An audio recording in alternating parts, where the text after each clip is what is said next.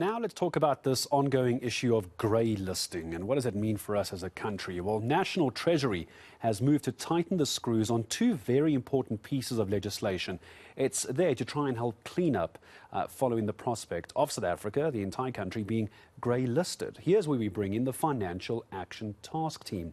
It's an international body charged with keeping an eye on money laundering and terrorism funding. Well, they've certainly got us firmly in their sights. So let me just try and understand exactly what their concerns are and what can we do to try and get out of this, if anything.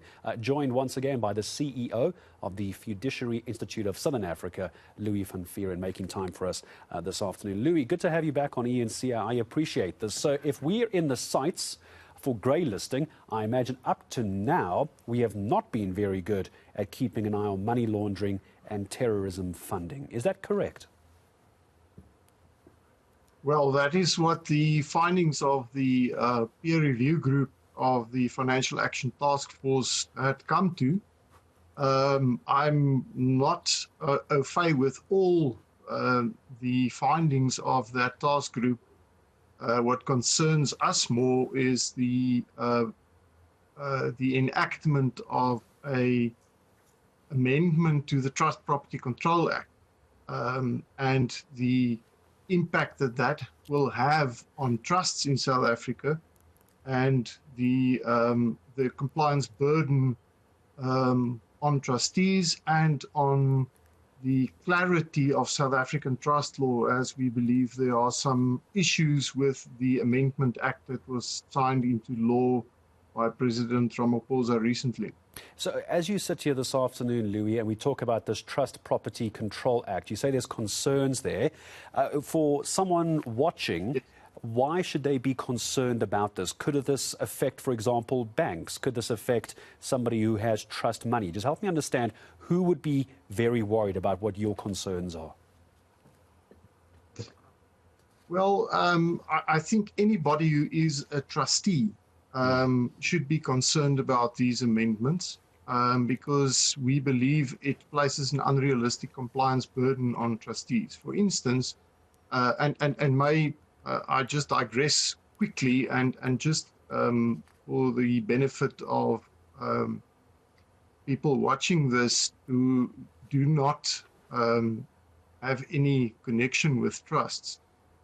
Trusts are used widely in a situation where somebody dies and leaves property to a minor beneficiary, somebody under the age of 18, for instance. It's also used sometimes for the benefits out of a retirement fund, and it is also used for estate planning purposes to organize the affairs of someone while the person is still alive with a view to a smooth transition at the end of that person's life, and for a variety of other reasons as well. So why are we concerned about the compliance burden? The amendments to the Trust Property Control Act make the registration or the recording of beneficial ownership, what is termed beneficial ownership, compulsory for any trustee acting in a trust. Now, that trustee can be a family member of the person who sets up the trust, the so-called founder. The problem with the compliance burden is that it also applies to cases where the trust has been set up years ago, and one of the so-called beneficial owners, which incidentally is a concept that is totally foreign to South African law. One of the problems is that the founder could already be dead, could not have been known to this trustee at all.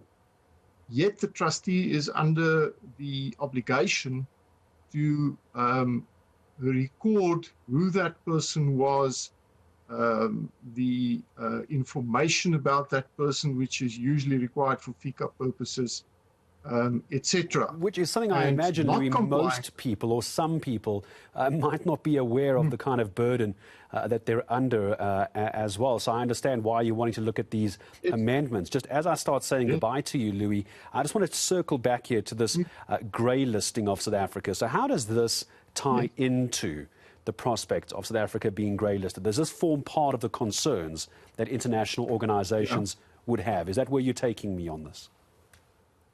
Yes, there is no doubt that trusts are abused. In some instances by people for purposes of money laundering or even the funding of terrorism, that trusts could be abused. But this is bringing a hammer to kill an ant, we believe, with regard to the vast majority of trusts in South Africa, which are set up for absolutely valid and legal purposes. And the burden is placed on any trustee, and as you rightly point out, many people who are trustees will not even be aware of the burden that will be placed on them. And all of a sudden, they could be faced with heavy penalties.